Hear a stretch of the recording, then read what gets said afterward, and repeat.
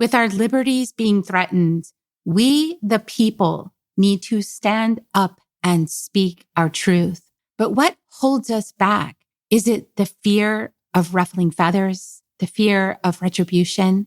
Today, we're going to hear from Brad Walsh, who works with women to help them share their stories of success, triumph, resiliency, and transformation to empower them to amplify their voices all over the world. Join us to find out more. Soul Nectar Show, the Soul Nectar Show. You're invited, delighted to discover who you are. Anything is possible if you believe.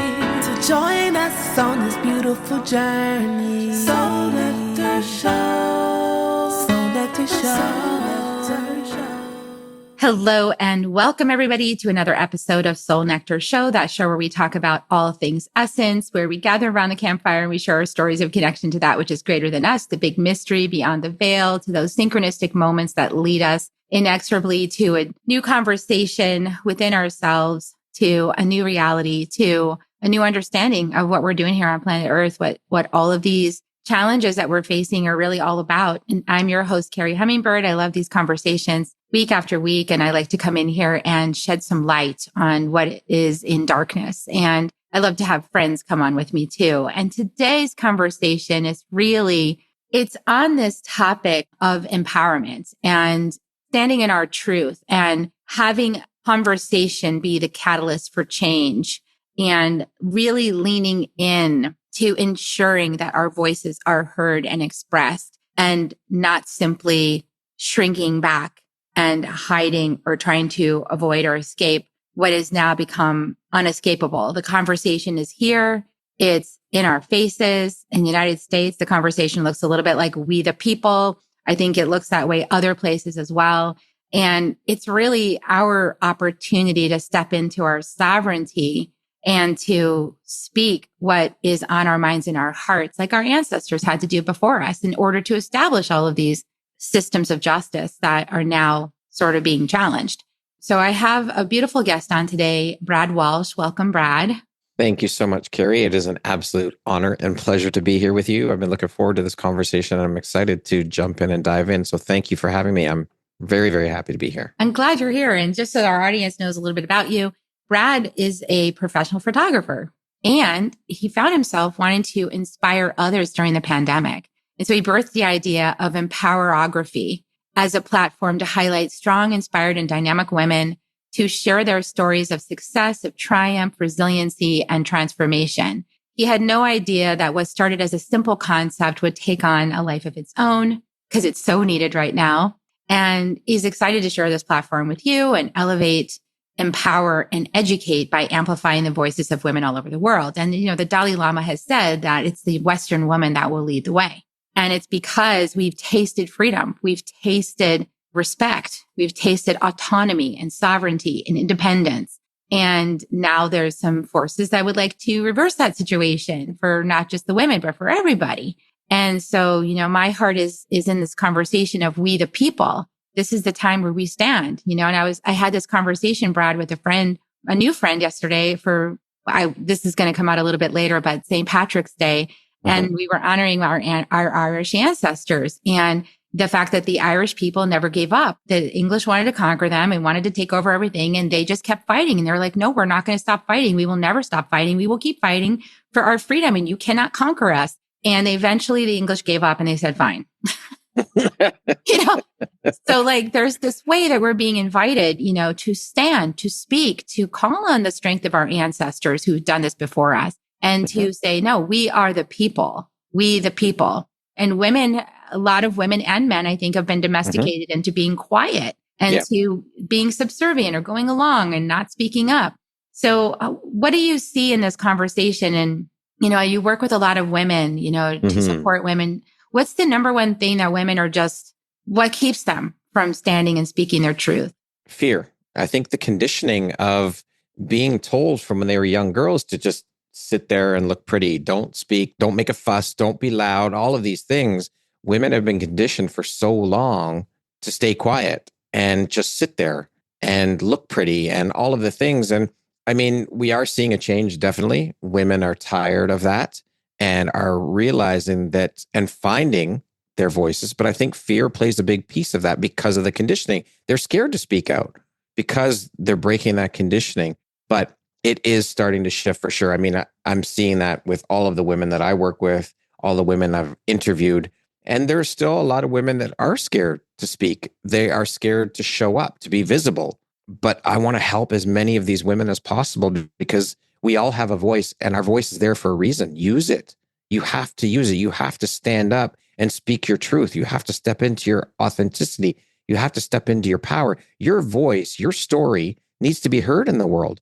Every single, and this is another common thing I hear from women is that I don't have a story. Who am I to tell a story? I don't have one. And that is so false. Every single person, man and woman on this planet have a story. And I believe that it is your duty and your responsibility to open that mouth and share your story, because when all's said and done, your story is going to help another person. It's going to give impact. It's going to bring impact to the world. And that, as far as I'm concerned, that's part of why we're all here, is to create impact in our own way. You know, you always hear people say, I'm one person, I can't make a difference. Hell yes, you can. Of course you can. You are a spoke in the wheel, and a wheel doesn't turn without all the spokes. So you are part of that, and you need to stand up and speak and share. People need to hear your story, period. It's so important. Yeah. And it's like, there's a lot of gunk for women in telling that story, right? Yeah. Because a lot of times, like when I started telling my story, it was really about, when I began telling my story, it was about, oh, well, I didn't feel empowered, or my mom had a really strong mom, actually. Not everybody has a really super strong mom. Yeah. But I did. And it was intimidating. It was like, ooh, you know, to my sensitive self, it was like, ooh, I don't know, this is a lot of power. And I always felt criticized, and, you know, I had a hard time accepting and loving myself and standing in my own power. And I think that as I got older and I started telling my story, I also felt like, wow, I'm telling my story. I'm sort of also saying something bad about my mom. And that feels uncomfortable, because to tell my story means to somehow cast a light on her. And then when I became a mom, then as I was working with this energy of being a mom, then it was like, oh, well, I can't tell that story because then that reflects on my kids. So there's like this web of connection that makes it, because women are typically the hubs. You know, we're typically not, I wouldn't say everybody, but we're typically a hub of people. And so when we start to tell our story, we're impacting a lot of people with how we tell our story. Yeah. And I think that's a very common thing. Can I say this because it will hurt this person? It will affect that person. And, you know, the women that I've encountered that bring that up, I just say, then be selective about the pieces of the story that you tell. But that doesn't mean you can't tell any of your story. If that is something you're concerned about, then be selective in the pieces of the story you wish to share until you're comfortable enough. If you get to that point where you just don't care, and you know what, it's my story, and if it hurts or impacts someone in a negative light, should I lie about it? It just depends on what you're comfortable with, and if you're okay with ruffling feathers and going against the grain and hurting people, and that hurt is not on you, that hurts on them. When you think about it, if they're getting hurt about it, that's not your fault. You're sharing the truth. You're sharing your story. It's something that they need to deal with. But again, it's about if you're okay with that, if you can handle ruffling those feathers. So, and ruffling if you can, feathers is tough, right? I mean, it is for sure. Yeah. And we do need to ruffle some feathers, but sometimes when you ruffle feathers, if the person's super vengeful, as we have somebody in charge of the United States right now, very vengeful person. And then you ruffle feathers by talking about that, there's like retribution. So like the whole idea with, I think, our ancestors creating spaces where it was safe for people to, First Amendment, safe to express your perspective, right? To speak is important for society to function. Because if we can't express how we think and feel and what we're perceiving, then it's kind of like, where's that energy going to go? It's going to get bottled up. And then typically it's going to lead to a bigger fight later, right? Which is going to be more destructive for the family unit or for the country, for the web of human connection. It gets to be destructive if not everyone can speak their perspective, if not everyone can be heard. Yeah. Absolutely. We should be able to speak our perspective. And I think that there are tons of different and difficult conversations that need to be had in the world. I guess I don't know. Part of it is I think we have to be selective about who we discuss these things with. And that sounds to, we should be able to discuss these things with anybody. But I think we have to learn as a human race, I think, to enter into conversation with an open mind, an open heart, and these things open. We're given 2 ears and 1 mouth for a reason. Use these more than you use this. Listen to someone's perspective. And I think that if we shift the way we go into conversations where we are going in with an open mind, an open heart, and open ears, it doesn't necessarily mean that you have to give in on your point, but listen to another person's perspective, because be curious, I think, is a key element of conversation too. Like, how did you arrive at the way you think? How did you get here? I'd love to know what led you to this point to believe what you believe. And I'm not going in to change your mind. I'm going in to listen. I want to hear the way you think. And that's another thing. You can almost see with some people, when you enter into a conversation with someone, you can almost see in their eyes that they're listening just to respond. Like they just want to get their point across. And that's not the way to approach conversation. You can wait and you can listen and hear what they have to say. Like I said, you could walk away from a conversation with someone with a completely different perspective on what you both were discussing that you went into the conversation with, and you could look at it and think about it a completely different way. And again, that's not to say you have to change your mind and believe what this person is telling you. You don't have to, but at least have an open mind, an open heart to listen to what the person's saying, whether you agree with them or not. Yeah, exactly. Like when you listen, you might actually understand why they have the perspective, which can help you have for me, it helps me have a little bit of acceptance for the person. Mm-hmm. Not that I agree with them, but that I can understand how they have that perspective because of whatever's happened to them in their lives, whatever experiences that they drew conclusions about, and then formed a narrative that became their identity.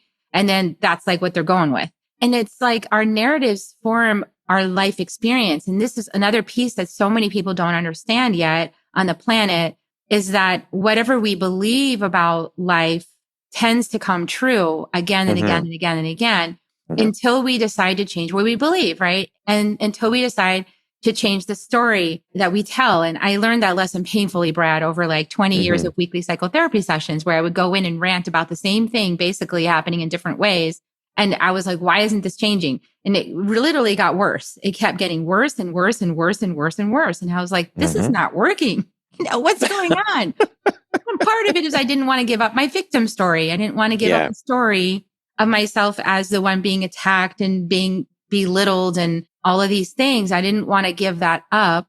And so because I didn't want to give that up because I wanted the person to pay or whatever, I wasn't able to step into my true power until I decided, all right, I'm suicidal. So if I'm going to end my life, why don't I just die to the story I've been telling instead? Why don't I die to who I think I am instead? Right? Well, and that has served me. Was it Einstein that said the definition of insanity is doing the same thing over and over and over again and expecting a different result? You can't. We are the only ones that can change our story, our narrative. We can't change anyone else's mind. We can't change anyone else's narrative. You have to worry about you and what you're doing. You are the only one that can change it. No one else can change it for you, just like you can't change anyone else's. So focus on you. It starts at everything. I believe that absolutely everything in this world starts with a foundation of us. We got to start here first, and then that ripples out. And when we do better for ourselves, that also impacts the people we surround ourselves with. And you can become that permission slip for others to do better, to change, to shift, to whatever they need to do. Yeah, because when you hear a story of somebody that has changed the narrative and in doing that has actually transformed the relationship. Whoa. Like when I tell my story about doing that with my mom, my mom and I, like, she was a very strong woman. So I was intimidated. And all she ever wanted me to do was stand in my power. But she did it kind of like, stand up. What's the matter with you? Don't let him do that to you. Quit that, and she'd kind of like, and I was like, ooh, I have to, I have to keep the peace. I have to pick my battles. I had all these reasons why I couldn't confront the relationship in the way that I needed to. Right. And I didn't have all the tools I needed anyway, but I was trying. But actually it was when I finally said enough of this storyline. Like if I went to this movie, I would walk out of the theater. I don't want to sit here and watch this movie. Yeah. And I think people have to get to that place. Like, I don't like this movie. Like this storyline that I'm inhabiting, it sucks. You know? Yeah. And I want something different for myself because I know I'm capable of something different. And then when you get to transform that relationship, like now my mom and I are best buds. Like, Yeah. it's like amazing. So going back to your mom, that method that she was trying to impose on you was what worked for her. What works for her is not going to work for you. It may not, but that's up to you to decide what works for you. And it's about that middle ground and understanding that, wait a minute, me preaching at my daughter, Kerri, this is what you need to do. This is what you need to do. This is how you need to deal with it. It's not going to work. It just can't, because you're not her and she's not you. It worked for her. Yeah, I worked for her and she had lots of lessons around that too that I witnessed. But now she's learned how to listen. We listen to each other. So because I chose to listen to her first, what's my mom? It's really hard for me to hear what she's saying. But when she feels received, and then I change the narrative about her, like she's only doing this because she loves me. Okay. Yeah. And it was through changing that story that lived within me from probably like really young, right? To change that story, she showed up differently because I wasn't harboring that icky story about her anymore. I wasn't like holding on to this, she's the evil witch, story anymore. I mean, people can feel when you're harboring a shitty story about them. They can feel that, and it doesn't feel good. And it tends to make them show up just like that or worse. Yeah, for sure. When it all comes down to it, every one of us on the planet just wants to be seen and heard. So it comes back to the listening point and really listening to what someone's saying, not listening to respond, not listening to interject and give your opinion. Sometimes people just want to be heard. That's it. You don't even have to say anything. Sometimes it's just about sitting there and listening to someone so that they feel heard. That's all it takes sometimes. And then if, sometimes what somebody's saying, if their perspective is radically different than yours, it is hard to receive that. Sure. Because it pokes at something you hold dear, pokes at maybe a really deep value that you have within yourself. And this person is the opposite. It's like, ouch, I can't believe people exist like you. Right. And so you might have some instant judgment. Those are the things that we get to work within ourselves on to kind of shift that uncomfortable experience. Right. Yeah. But I think that's also where the curiosity piece comes in. How did you arrive at? Why do you think this way? Like, where did this come from? Seriously, where did this opinion come from? How did you arrive at this? And then talk about that. It's just, if people are willing to go that far down into the rabbit hole for the conversation. And like I said, you can listen and you don't have to take everything to heart that someone's saying, and you can disagree with them. Fine. But I don't know. I think curiosity is a wonderful thing, and finding out about how people think the way they do, why they think the way they do. I think that's an important piece of the art of conversation. I really do. And what I'm picking up from you, Brad, is a couple of things that make that facilitate that listening process. And one of the things I'm picking up on, and you can just tell me if this is true or not, is that you really know who you are. So like step one, you're really clear about who you are, right? As a person, and you're tapped into your own frequency, your own self. And then the second thing is you're not taking it personally. Someone else, like as if it's an affront on you somehow. Yeah, that resonates, but that doesn't mean that I'm like that all the time. Sometimes we slip. Sometimes things do get to us. We're human beings. We're emotive. Of course, things are going to ruffle our feathers or piss us off or frustrate us. And I know who I am. I know what I want to do in this life. I know that we are all here to be in and of service to one another. And that took me a long time to get to that point and to learn that that's a big part of what life is about. But I'm here. I feel like I've finally arrived, and I know what I want to do in this world. I know that I want to have an impact in this world.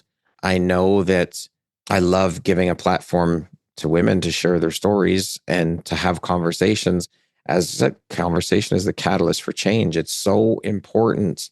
And that's where we need to shift things, and we need to listen. Like I said, unless you can disagree, and that's okay. That's their lot in life, and this is my lot in life. I know where I'm going. I know what I want, and I know what I believe in. So that's okay. You can disagree with me. We are never, ever going to please everybody. You cannot. It's impossible. And this is part of the plight as a people pleaser, right?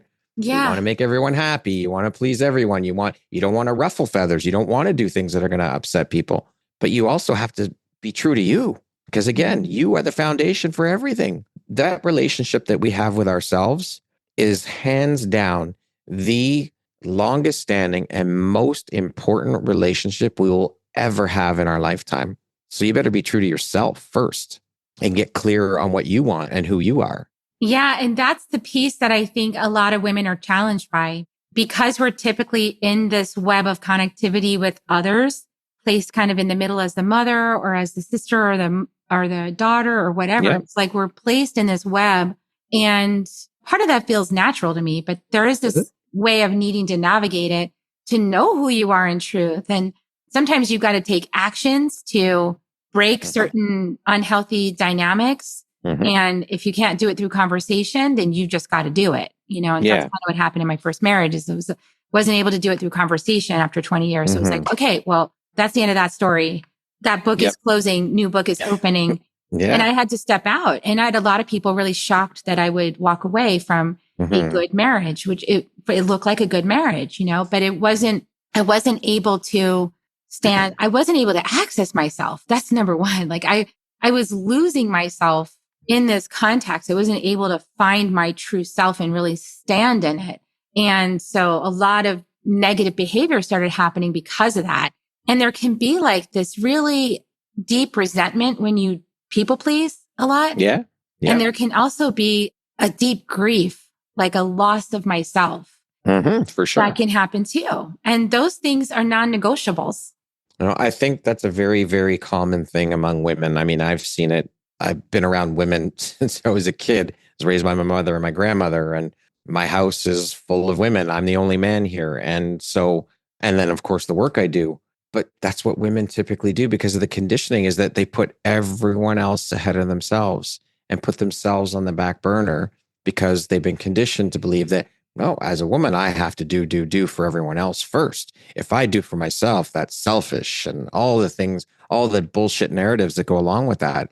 And it's completely false. But I think women are starting to wake up and realize, no, wait a minute. I'm putting me first. And that's even above your kids to a certain degree. You have to, because if you don't, you can't give to these people who you want to give of yourself to. You can't give to your kids. You can't give to your husband or your wife, your partner, whatever. You can't give to your friends. You can't give to your community if you've got nothing in the tank. That's impossible. You are putting yourself, your health, all of it at risk. Your mental health, your physical, all of it is at risk. And then who loses? You're the biggest loser of all with that, because your health suffers. Your mental health suffers, all of it. Yeah. And I would like to just put out a little theory that's why so many women have these diagnoses like that require them to take medications.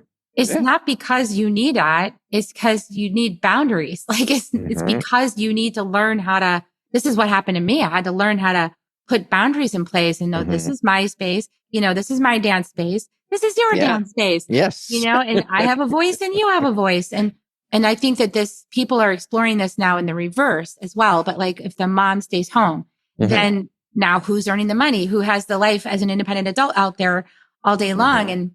And then who's the one at home? Well, that's just as valid as a job, Of course it is. Being a mom, it's like a very big job. And I've seen it reversed too, where the dad stays at home and the mom's the one that goes out. Depends on, who's more suited, right, to that role. Because it takes a lot of patience. Being a parent is the toughest job in the world, I think. I would have to say. The kids don't come with instruction manuals. You got to learn on the fly. And yes, of course, we learn things from our parents and how things to do and things not to do through our experiences as kids growing up with our parents. And you talk to other people and there's all sorts of information coming at you, but there's no instruction manuals. You're not sent home from the hospital. Here you go. Here's your manual on how to raise your kid. No, you got to figure it out you're thrown into the deep end. Figure it out. You're on your own. That's it. And it's interesting because we're talking about all of this, which is like the web, right? Which is somebody's, I remember Stephen Covey talked about years ago is the spheres of influence, right?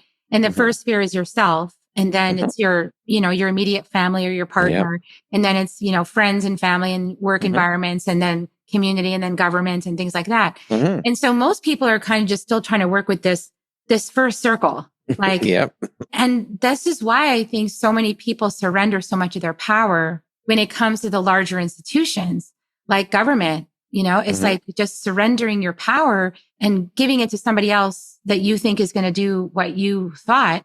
And then that didn't happen.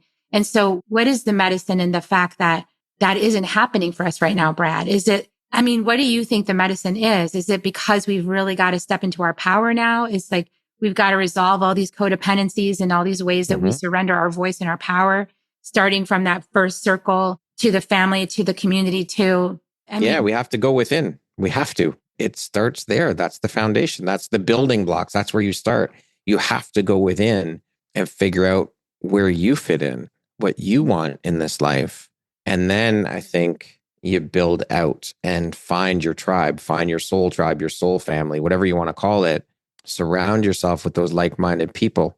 And I think that that's how we're going to make change in this world, is starting here, doing the work within first, and then finding our people, finding our tribe, because our voices are so much louder united than it is solo. And again, I used to think, I'm one person. What can I do? I can't make any change. Well, yes, you can. You can start the wheel rolling. You can start the ball moving, and it picks up speed and you bring more people in. I always say there's more than enough for everyone. Anyone's welcome on my bus. Get on. There's seats for everybody. Let's do this together, because we can't do it alone. It is absolutely impossible to do it alone. You can start, absolutely, because you have to start here, but you can't do it by yourself. It's impossible. That's why we team up on these podcasts. For everybody out there. That's why Brad and I are doing a podcast swap. That's why I do that with so many other people, and Brad does that with so many other people, because we create this larger community of people that are leaders, that are here to guide the way to a new, empowered way of being a human on this planet. And it starts with yourself, right? So you've got to be able to maintain your own personal boundaries. You've got to know what you want. And sometimes knowing what you want starts with what you don't want, right? I don't want that. Okay, great. Yes. You know what you don't want, That's a start. But having a community and a mentor or guidance, talk about how important that is, especially if somebody's really struggling with owning their voice or even knowing what they want. It's so helpful to have community, right? And to have a mentor. Community is everything. Community, in my opinion, is absolutely everything. We need each other. I think we've lost that sense of community. I grew up as a kid in the 70s and 80s, and I can remember my mom babysitting kids in the neighborhood. Parents would drop their kids off. Here you go, Brenda. Can you watch so-and-so while I go do this? Or I got to go to work, or whatever it is. Now people don't even know who the fuck their neighbors are, which I think is horrible. They don't even talk. It's head down and don't even pay attention to anything around them. We've lost that sense of community.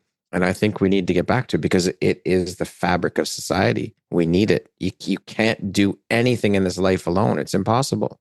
And having a mentor, a guide, a community to lean on, you need it. I can remember when I first made the jump into entrepreneurship, and I was trying to do it by myself, my photography business, and seeing what other people were doing. And then the whole comparisonitis thing slipped in, and competition mindset and all of those things. And it took me probably about the first 2 years to get out of that mindset. And then I got a mentor, and that changed everything, because I was going about things wrong. I didn't have an outside perspective saying, hey, Brad, why don't you look at doing this or look at doing that, do things this way? Because I was going into businesses to potentially collaborate with, well, what can I get out of this? What's in this for me? And that first mentor I got when I first started working with him, he said, you're going about it the complete wrong way. You have to flip the script and go into these companies that you want to collaborate with. Say, how can I be of service to you? What value can I bring to your company? Then it will come back to you. And last year, I think it was, now this was when I first started my journey. So I started my photography journey in when did I leave? 2017, I think it was. Yeah, 2017, because it's 8 years this year. So I was 2 years in. I'd say about the 3 year mark, I got a mentor. And so last year, I went back to him. I hadn't talked to him in quite a while. And I just reached out and I said, you know what? I just want to say thank you for your guidance and your lessons, because it has served me so much in my life, in my business. It changed my whole perspective on life even. It's not even entrepreneurship, but life. It's this is part of why we're here. Let's support each other. What can I do for you? How can I help you? You need help? What can I do? What do I have? What skill sets do I have? Or what expertise that I can share with you that can benefit you? And vice versa. But first and foremost is, how can I help you? It completely, and I said, I would just want to say thank you for your guidance. And this was like, we probably hadn't spoken in about 3 years. And so doing that and him coming, he said, thank you for letting me know that. That means a lot. So it's using your voice. Again, that was using my voice to share with him. He didn't know. He had no idea how much he helped me. So why wouldn't I tell him how much he helped me, how much he changed my life? We worked together for 3 or 4 months and we stayed in contact after that. But I think it's important to use your voice there's so many different narratives you can use your voice in. And I think letting someone know how much they impacted your life is a big part of that. And so I just want to stress that you have a voice, use it. It is needed in the world, whether it's to tell someone how much you appreciate them. I mean, I run a 30-day voice note challenge every year, and it's just send one person a day for the month of December, send one person a day a voice note, not a text message, but a voice note so they can hear the inflection in your voice. Yeah, there's and a lot let them know how much you appreciate them, or just say, hey, I was thinking about you. I wanted to say hi today. One person, a different person every day for the month of December. That helps us shift out of the Western paradigm of transactional relationships into relational relationships. Yes. Because when we used to live in communities, we always would have relational relationships. Yes. You know, we knew each other in all of our bad moments and all of our good moments and all of our fights and then we'd make up again because we're part of a small village. Mm-hmm. And now that it's gotten so big, and like you said, people like in my neighborhood, nobody ever comes outside. Yeah. They have yard people come to the yard. You never see them outside. I hang out on my front lawn. That's how I know. Like they think I'm so weird because I meditate out there. But I was like, I don't care. That's fine. I'll with my rattle, shaking off my energy field and stuff. Then text people need help. People just want to be heard. People want to be seen. Yeah. And in the winter, if I shovel, so my mom doesn't live too far from me. I'll go over, I'll shovel our driveway in the winter. I'll shovel hers. I'll shovel her neighbors. Like just help out. It doesn't take much. It doesn't cost. Kindness is what we're missing in this world, is really what it comes down to. Yes, kindness and contribution. Be kind. It doesn't cost you anything to be kind to someone. It doesn't take much. And you can tell who kind people are because you watch the way that kind people use their language. Mm-hmm. You watch the way, and this is discernment, right? You were talking earlier about discernment. Mm-hmm. It's important to discern. Brené Brown says, you get to choose who you're vulnerable with, right? And so choose somebody who's kind, choose somebody who listens, choose somebody who doesn't have an instant, like offering you or has an agenda. Choose somebody who is like not trying to steer you in a certain way, like show you how much you need their offering or whatever. Choose somebody who's just like, hi, how are you doing? And builds a relationship. And I feel like there's also this piece where we got to learn how to make it safe for people to share. Oh, for sure. Absolutely. We have to create safe spaces for sure for people to feel comfortable enough to share. It's important. Because there's a lot of things, right? Especially for women. I'm sure you're aware, but there's like a lot of things, dynamics that can happen between women where like you start to share something and then you immediately get told the 500 ways you could have done that differently, especially as a mother. And that's really the last thing the person needs. Like they really don't need a solution, or they don't need to be told how they screwed it up 500 ways. No. They just need to be heard. And then gently, if they're open, that's like, I love my mentors taught me about is the invitation. Are you open for a reflection? Yes. Are you open for reflection? And if they say yes, then I can share a story of my own, like from the I place. And I feel like I'm touching on little points of like conscious relating, right? And anybody, you guys can go look up conscious relating. I'm sure you can find a zillion conversations about it. And obviously Brad does conscious relating. So you can learn it from Brad. You can learn it in our community. There's lots of places to learn it, but it's important because that creates safety to share. When you're not going to be judged or funneled some way or be given solutions you didn't ask for, all these ways that trust gets violated. When you know that you can be held and you can share, that actually helps you to be in community. Because a lot of people shy away from community because they've had communities where they were judged, right? Like church environments or things like that. Absolutely. We just finished up our online women's conference for International Women's Day a couple of weeks ago. On the Friday and the Saturday, we did a 2-day event. And Kerri, honestly, I mean, I had members that spoke at the conference. I had attendees reaching out saying, this conference changed my life. I have speakers reaching out saying, I've finally found my soul tribe, my soul family, because I had been in exactly what you're saying. I had been in communities before where I felt shame for sharing. And that's not, no, you can share, be who you authentically are. Why should you have to dumb things down or quiet things down? Be who you are here to be. There is no judgment. There's no shame around it. Be who you're here to be. If you speak loudly, if you swear like a truck, I don't care. That's who you are. I don't give a shit. I'm not going to judge you. If you got pink, purple, blue, yellow hair, I don't care. It doesn't change who you are as a human being. I see you for the human you are, for the soul that you are, not for the exterior appearances or how you speak, or it's about who you are as a person and being able to feel comfortable enough to share your authenticity. Sharing yourself. So important. That's the first step to healing. It truly is. And as we heal that inner circle, we start to heal and create more healed patterns in our next inner circle of their family. And then that creates more inner healing in our communities. And sometimes we go to the community first because the family system is a little harder. Yes. So we go out to the community, we get lots of support, and then we come in and we infuse our family system with that. So we can kind of back and forth like that. And then it can go into our nation and, where your voice is expressed and in a way that can be heard, right? Because people are using these things called ears. Absolutely. I mean, getting those messages I sat and reflected probably about a week later. And it's like, wow, we did this. Like, we did this together. We created this space where people felt comfortable. That's what you strive for, at least for me anyways. As a facilitator, Yeah, with my community, with my podcast, with my conference that we put on, that's all I want is to hear that I changed someone's life. To me, sometimes, like, it blows my mind. It's unfathomable sometimes, but it's like, that's it. This is what it's about, is giving back to people, having that kind of an impact on a person's life, on another human being's life. There's nothing better than that. Really, no money can equate to know that someone feels that their life has changed and that they feel comfortable enough to be who they truly are. Fuck, there aren't enough words to express the gratitude for that. That is what it's about. That is the embodiment of what we are here for, in my opinion. Yeah, that's incredible. Doing. You take that with you as a soul. You can't take the money with you, but you can take all the blessings that you bestowed and that were bestowed upon you. You could take all that with you. It's integrated in your soul. The money stuff stays because this is material, Well, have you ever seen a U-Haul being pulled behind a hearse? No. You can't take that shit with you. It's nothing. It's inconsequential. It doesn't matter.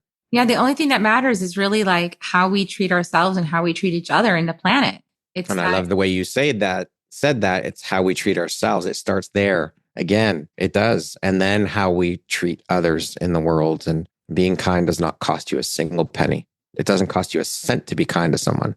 So just do it. Why wouldn't you? It's our human nature. We need more of that. We need more love in the world. We need more kindness. That's what we need in this world. And when we do that in our communities, in our individual communities, when we do it with ourselves first and then in our communities, it just continues to ripple out because those people who are affected in our community will share that with their communities, and it just continues to go and go and go. And I like to believe that that's what it is. And I mean, having that confirmation, that affirmation that was achieved through a 2-day event that I co-facilitated. I mean, there's nothing better than that. Honestly, awesome. My heart is full, like overflowing. That's beautiful. I'm still on cloud 12 from my conference. No doubt. What a beautiful experience. Yeah. So, people need to reach out to you to get in line for the next one. Yeah, and whatever absolutely. other events you have coming up. Yeah. So we have a list of where to go to get that from your Empowerography podcast. I'm looking at my notes. And I'll put that in the show notes below. Yeah. You'll be able to go there, get your, the free offer, and you'll get on the list, and then you'll be notified of the next events. And it's super exciting. I'm so glad that you're doing this work. Your energy is very reassuring. And I feel like, when we have a conscious masculine in the space, women can really relax much more. And so all the men listening, so like just notice kind of some of the things that Brad was saying and how you're holding yourself. Like that's very conducive for a woman to open up when we have that kind of conscious masculine present. It really helps us, and it helps us to trust and share in a way that can be received. And this year, if I can just say real quick, we had a men's panel for the first time. This was our 5th year doing the conference. And this year we decided for the 5th year anniversary, it's time to bring men into the conversation. Men need to step up. And so we had a men's panel, and the feedback, Kerri, was unbelievable about the men's panel. There were women saying you changed the complete energy of the conference. Like when you guys were speaking, because I was part of that panel, I took off my co-host hat and put on my panelist hat. It just changed the dynamic. It just brought such a beautiful energy to the space. And, my co-host is like, I don't even know why we bother creating these questions, because these questions don't really apply to you guys. You guys are embodying the compassionate masculine. So let's just have a conversation. And the women absolutely loved listening to us speak, because this is a different perspective. And so many women said they learned so much from men because we gave the perspective of how we see things in relation with women and what we have to deal with as men in those relationships.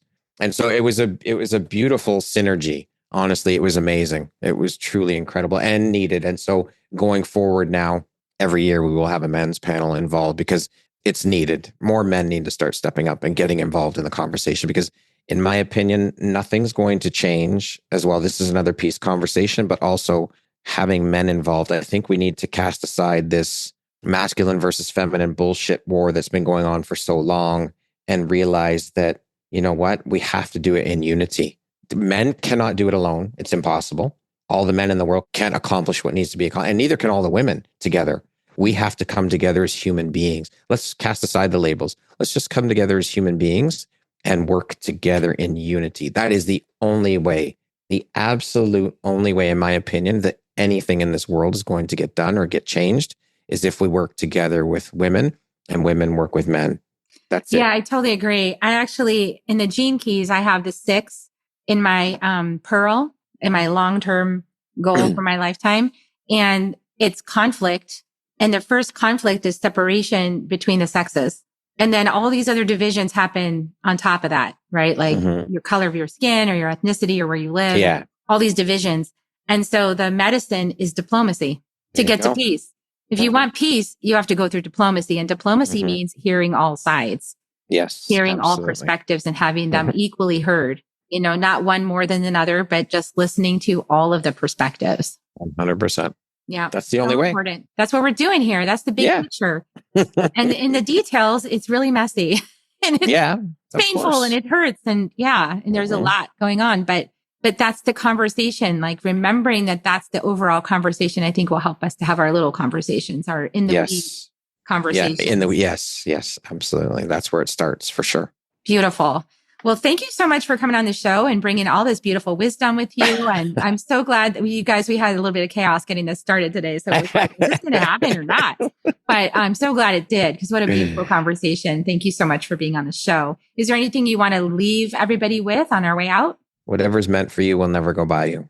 Believe in that and trust in that. And if it's not meant for you, it's okay. Take the lesson out of it. As much as you may have wanted it to happen, it wasn't meant to happen. If it didn't happen, take the lesson out of it and move forward and do better. That's it. And just be kind to one another. That's it. That's all I got. Take the lessons. Yep. Let go of attachments. Awesome. Yeah. Kerri. This has been such a powerful and beautiful conversation. I am absolutely honored to have had the opportunity to sit down and share with you, to share with your audience, and to be part of your platform. Thank you so much. And thank you so much for being here. And we're going to give kisses. We always end the show with kisses. But before we do, everybody, be sure to like, subscribe, and share this out with anybody that you think could benefit from this conversation that we had today, and with the goal of creating more peace. And so here comes our kisses. I just give little Reiki kisses. You want to join me? Okay. Here they come, everybody. Yeah, love you. Thanks for staying tuned. Love you. And we'll see you next time on Soul Nectar Show. Bye for now, everybody. Thank you, Kerri. Thank you.